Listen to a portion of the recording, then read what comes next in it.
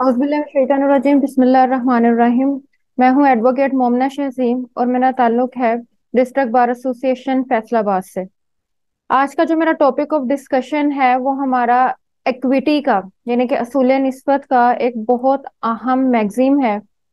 Equities equality, जो legal maxims होते हैं मोस्टली लैटिन लैंग्वेज में होते हैं, क्योंकि हमारे लॉ का एक बहुत बड़ा जखीरा लैटिन लैंग्वेज से ही हम तक पहुंचा है। तो ये किसी न किसी तरीके से, किसी न किसी कंसेप्ट के लिहाज से हमारी जो लॉ की सेंस होती है उसके अंदर रन कर रहे होते हैं, उसके अंदर इनका एक बहुत बड़ा पार्ट होता है। इंटरप्रिटेशन ऑफ स्टैट्यूट्स के अंदर अगर देखा जाए तो उसके अंदर भी कई चीजें देखी जाती हैं। कॉमन लॉ से इसका ताल्लुक है, असूल निस्बत का, जिसे हम इक्विटी कहते हैं। तो आज का जो मेरा टॉपिक ऑफ डिस्कशन है वो इसी पर है, और इंशाल्लाह जितने भी अहम मैगजीन्स हैं हमारे इक्विटी के कॉन्सेप्ट के, वो मैं डिस्कस करूंगी। इसके अंदर ना सिर्फ मैं आपको ये बताऊंगी कि इक्विटी है क्या, बल्कि हम बकायदा तौर पर विजुअल्स के साथ, डिफरेंट विजुअल्स के साथ समझने की कोशिश करेंगे। क्योंकि इस कॉन्सेप्ट का ताल्लुक, अगर हम इस मैगजीन की बात करें तो सिर्फ लॉ के अंदर नहीं, बल्कि ह्यूमन रिसोर्सेज मैनेजमेंट की बात की जाए तो उसके अंदर भी इसका बहुत अहम रोल है। जॉब्स और मैनेजमेंट ऑफ ह्यूमैनिटी की बात करें तो उसके अंदर भी इन चीजों को मद्देनजर रखा जाता है। तो सबसे पहले जो हमारी चीज आएगी वो ये हमने देखनी है कि क्या इन चीजों के अंदर, इन चीजों में ऐसी बातें हैं कि जो लॉ के लिहाज से बहुत अहमियत रखती हैं, और एक जज असूल निस्बत को किस तरीके से देखता है। तो आइए देखते हैं। मैं स्क्रीन शेयरिंग के थ्रू कुछ डाटा आपसे शेयर करूंगी, तो आप उसे देखिए कि हम इसको किस तरह से देख सकते हैं। अब ये देखिए, सबसे पहले कि अभी हमने ये देखना है कि इनके अंदर डिफरेंस क्या होता है, और जो डाटा हमारे पास मौजूद है कि इक्विलिटी और इक्विटी के कंसेप्ट को हम किस तरह से देखते हैं। ये गूगल का एक कंसेप्ट है, और गूगल के अंदर ये बहुत सी चीजें इससे रिलेटेड पड़ी हुई हैं। तो हम पहले इसको डिस्कशन के अंदर ले आए कि इसके अंदर क्या क्या चीजें जो हैं वो शामिल हैं। तो सबसे पहले हम इसे देखते हैं कि इक्वेलिटी के मीनिंग्स क्या हैं, हम इसको किस तरह से मद्देनजर रख सकते हैं, देख सकते हैं। Equality means each individual or group of people is given the same resources or opportunities। यानी कि इक्वेलिटी का कॉन्सेप्ट इंडिविजुअल्स को भी डील कर रहा है और ग्रुप ऑफ पीपल को भी डील कर रहा है। उनका मकसद क्या है? इक्वेलिटी का मकसद ये है कि आप लोगों को सेम रिसोर्सेज और अपॉर्चुनिटीज फराहम करें। इक्वेलिटी का कॉन्सेप्ट ये आ गया। उसके बाद हम वर्ड यूज करें एक्विटी, EQUITY, इक्विटी। उर्दू में इसको कहते हैं असूल निस्बत। क्या? recognizes that each person has different circumstances and allocates the exact resources and opportunities needed to reach an equal outcome। अब इक्वेलिटी का कॉन्सेप्ट थोड़ा महदूद है। महदूद इस लिहाज से, इक्वेलिटी बस ये देखती है कि एक चीज थी, दो बराबर हिस्सों में हमने तकसीम कर दी। लेकिन इक्विटी नतायज को भी देखती है, ये कॉन्सेप्ट नतायज को भी देखता है। क्यों? ठीक है, यहाँ तक ओके है कि जी आपने एक चीज को बराबर हिस्सों में तकसीम कर दिया है, लेकिन उसको तकसीम करने का जो मकसद था, जो उसका बेनिफिशियरी किसी ने बनना था, क्या वो बराबर पे बेनिफिशियरी बने या बराबर पे बेनिफिशियरी नहीं बने? तो ये कॉन्सेप्ट आता है इसका, क्या आया कि जिस मकसद के लिए एक चीज को दो बराबर हिस्सों में तकसीम किया, क्या वो दो लोग बराबरी पर ही उससे जो है फैसिलिटेट हो रहे हैं? तो ये कॉन्सेप्ट है इक्विटी का, कि इक्विटी ना सिर्फ इक्विलिटी कॉन्सेप्ट को डील करता है, बल्कि उससे आने वाले आउटकम को भी देखता है कि क्या उससे उतने ही हद पे लोग मुस्तफिद हो रहे हैं, या उनमें से कोई ऐसा तो नहीं है कि जिसको अपॉर्चुनिटीज की कमी थी और वो बराबरी पर उससे फैसिलिटेट नहीं हो पाया।